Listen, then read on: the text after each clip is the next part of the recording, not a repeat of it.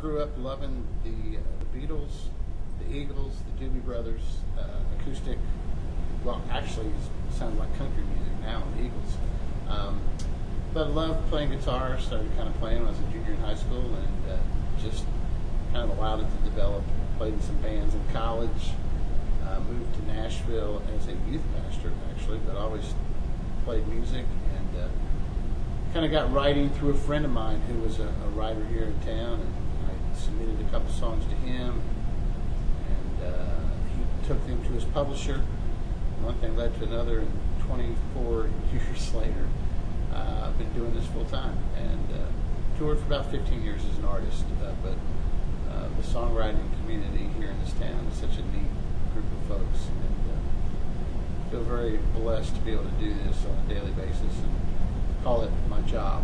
Wow, songs my mother loves. I have multiple CDs of those that no one else ever wanted to hear, and it's kind of funny because when you get here and you can A/B yourself, compare yourself against the people who are writing and getting the cuts and making the records versus what you were doing, you start to see that there's a definite level difference of professionalism.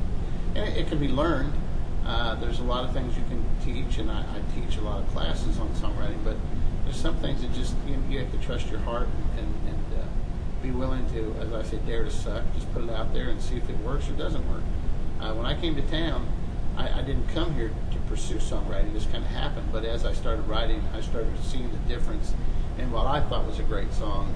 This is good, and people should like this. And then I would listen to a song on the radio and go, oh, okay, I get it. I see why this isn't. So I'm constantly A/Bing myself against the great songwriters in this town. I'm still a lover of music, and I'm still learning every day. Even though I've been at it 20-some years as a staff writer, there's still something to learn about the craft and being persistent and persevering. And it just doesn't happen overnight.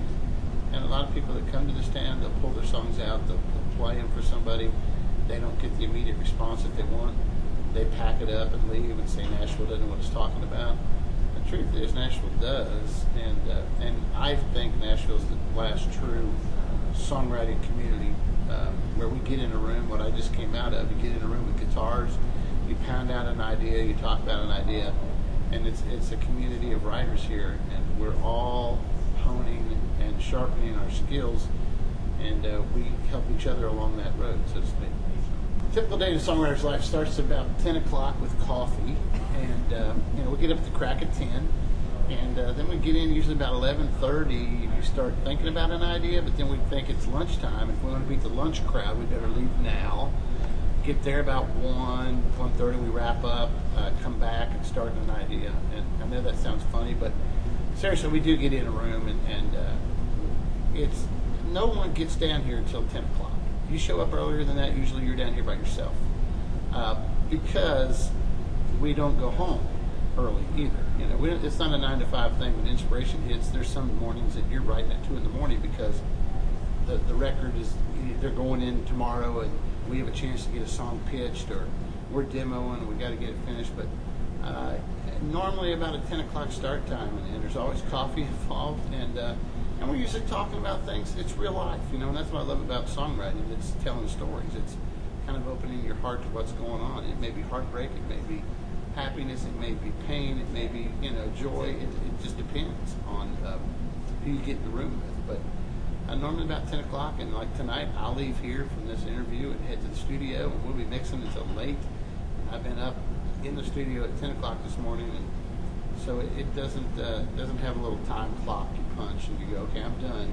And even when you go home, you don't turn inspiration off. I mean, you can be watching the Olympics and I was watching the Olympics this past week at 1 o'clock in the morning, and something hit me. It's like, oh my gosh, it's an idea. Well, you don't go, well, I'll work on that tomorrow. You get up, you get your guitar, and 2 hours later, you're staring at the clock, and it's 3 in the morning, and you're going, oh my gosh, I got to get up. So there's nothing really typical about a typical day in a songwriter's life.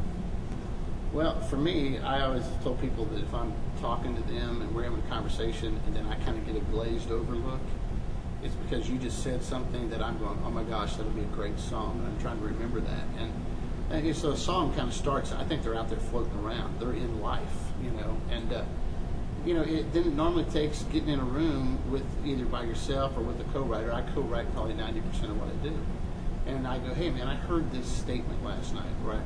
What do you think of this idea? And that person goes, oh yeah, let's write that. And that needs to be a ballad. And we kind of get in a room and talk about it, discuss it, and we kind of hammer it out. And we do a work tape. We record it on our laptop or on a computer, on a cassette, and it's rough and it's guitars and it's not singing tune usually, but it's just to get the idea of the song. And then we play that for our publisher, and they may go, oh, this is perfect. They're looking for a new song for Trace, and this is the actual kind of vibe they're looking for. We need to go in and demo that. So then it's lining up the demo session, the players, the professional players, that come in and put the track down. Then you hire a demo singer, somebody who can carry the tune in a bucket, and maybe has a little bit of a leaning towards the artist you're trying to pitch it to. Then it's a background singer comes in, and you put background vocals on. Basically, you're making a mini record.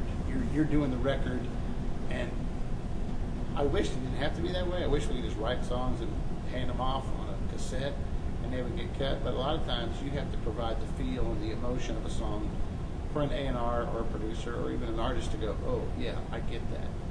So the process, what happens in that little room is just the very beginning stages of a journey of many steps before it finally gets to your publisher, who goes and has a meeting with the A&R director, who takes that song and says, we just finished this, and then you hope for those magic words. Let's put that on hold. Or the words that you hear a lot are, well, we pass. We're not interested. And you can go back to all that work you did and go, gosh, all of that and all we got was pass in 20 seconds. So you kind of try to make sure your songs kind of hit a wide variety of people. If you hone it so specific for somebody that, well, that's a George Strait song, no one else will ever sing that because we wrote it about his dad, and nobody else's dad is named, whatever. And if George passes, then you're going, well, I don't know, we're going to have to wait till somebody else comes along. But for the most part, you try to write it in a way that a lot of people could identify with, and they go, I could see so-and-so sing that, or I could see this artist sing that. So there's a process there, and it's the Alan Jackson said, Lordy, don't the wheels turn slow, and they do. I mean, it's the hurry up and wait. I've had songs go on hold for 6 months, 9 months, waiting for the artist to go in and record. And then the last month before they go in and record, they change the direction of what they want their album to be, and they drop your song after 9 months of waiting. So